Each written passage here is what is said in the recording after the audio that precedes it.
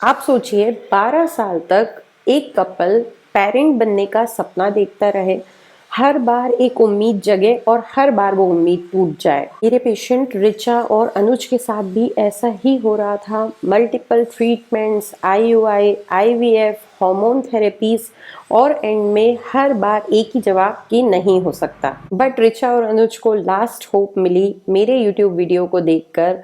Treatment start किया और homeopathic medicine ने अपना कमाल किया एंड ये पॉसिबल हुआ कैसे और कौन से होम्योपैथिक मेडिसिन ने हेल्प करी, क्या स्टोरी है इनकी, ये जानने के लिए इस वीडियो को एंड तक जरूर देखिएगा। सो हेलो एंड नमस्कार everyone, this is doctor Arwa Bohra. Welcome और welcome back to my YouTube channel. I hope you guys are doing well.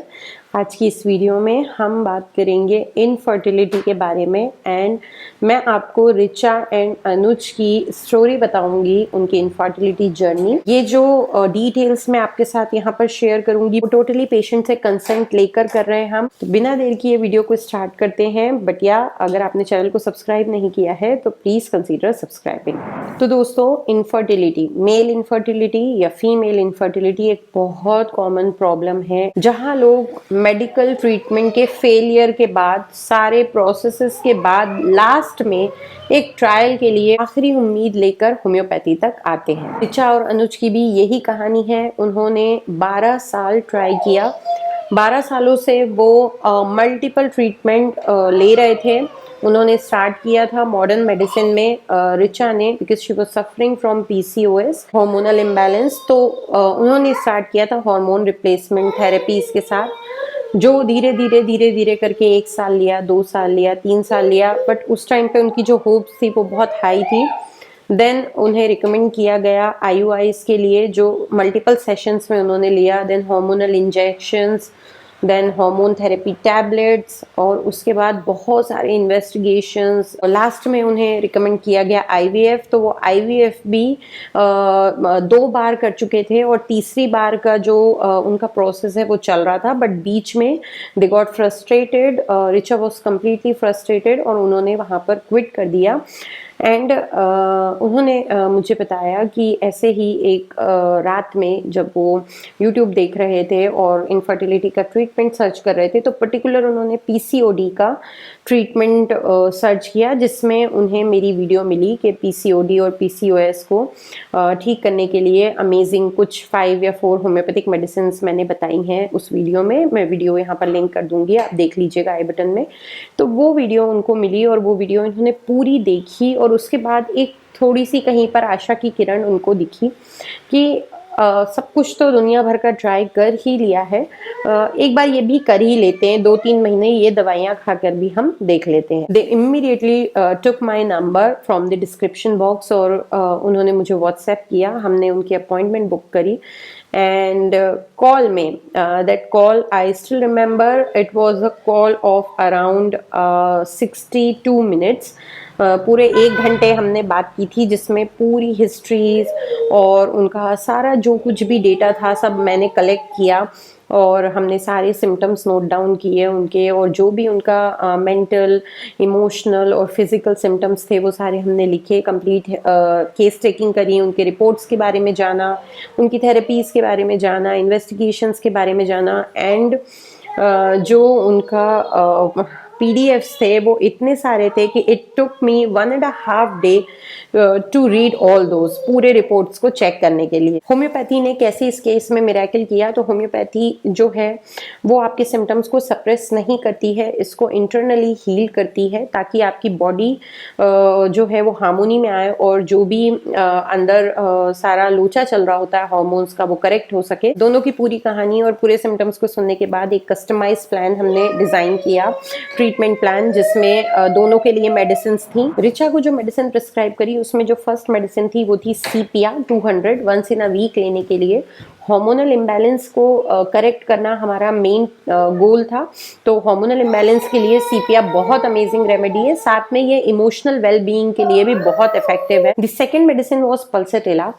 Pulsatilla 200 potency में दी थी एवरी थर्ड डे लेने के लिए, बिकॉज पल्सेटिला के सारे सिम्टम्स रिचा के सिम्टम्स के साथ मैच करते थे। पल्सेटिला पीसीओडी पीसीओएस के लिए बहुत इफेक्टिव मेडिसिन है।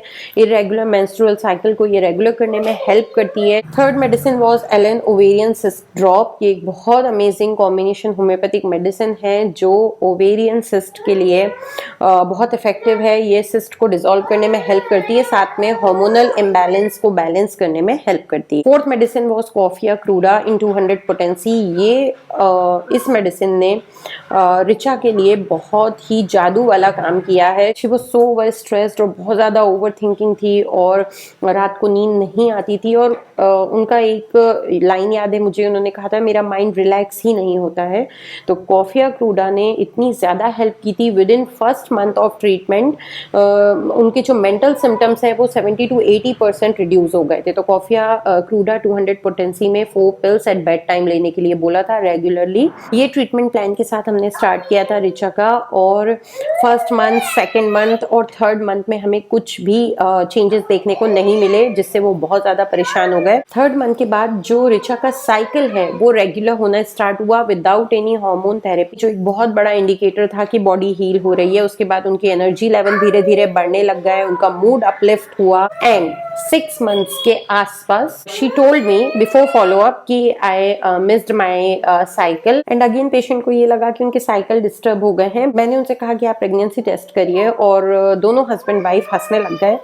एंड वो बिल्कुल भी नहीं करना चाहते थे। उन्हें लगा कि 12 साल में जो काम नहीं हुआ with so much modern science and everything, तो 6 महीने में कैसे हो जाएगा। देन वी इंसिस्टेड, मैंने इंसिस्ट किया उन्हें कि it's been a week, you have missed your periods, तो आप अपना प्रेगनेंसी टेस्ट करिए।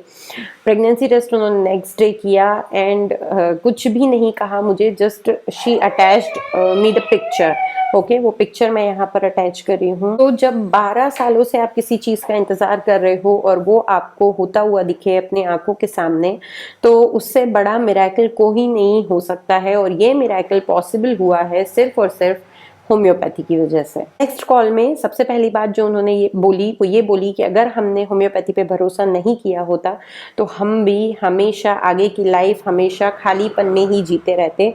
So thank you so much, they thank me. And उस वीडियो को उन्होंने थैंक किया जो उन्होंने देखी थी, और वो उनको इतनी अपीलिंग लगी कि जिसके बाद उन्होंने मेरे साथ अपॉइंटमेंट बुक किया। तो दोस्तों, अगर आप मेल इनफर्टिलिटी या फीमेल इनफर्टिलिटी से सफ़र कर रहे हैं तो मेरी आपसे गुजारिश है कि आप अपने नियर बाई होम्योपैथिक फिजिशियन से ज़रूर मिलें। और अगर आप कंप्लीटली अपनी उम्मीद खो चुके हैं और बिल्कुल डिसअपॉइंटेड हो गए हैं तो ज़रूर आप एक अच्छे होम्योपैथिक फिजिशियन से मिलें, या फिर आप हमसे ई कंसल्टेशन ले सकते हैं। उसकी डिटेल मैं नीचे डिस्क्रिप्शन में दे दूंगी। गॉड नोज, शायद आपके लिए भी जल्द ही नया सफ़र शुरू होने वाला हो। अगर ये रिचा और अनुज की कहानी आपको इंस्पायर करती है तो प्लीज़ वीडियो को लाइक कर दीजिएगा और शेयर करिएगा ज़रूर अपने उन फैमिली मेम्बर्स और फ्रेंड्स के साथ जो से गुजर रहे हैं और स्ट्रगल कर रहे हैं हर दिन हर रात।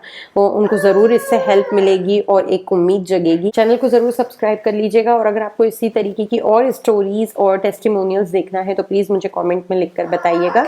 मिलेंगे नेक्स्ट वीडियो में, तब तक के लिए अपना ध्यान रखिए और अपनी फैमिली का भी। Bye bye.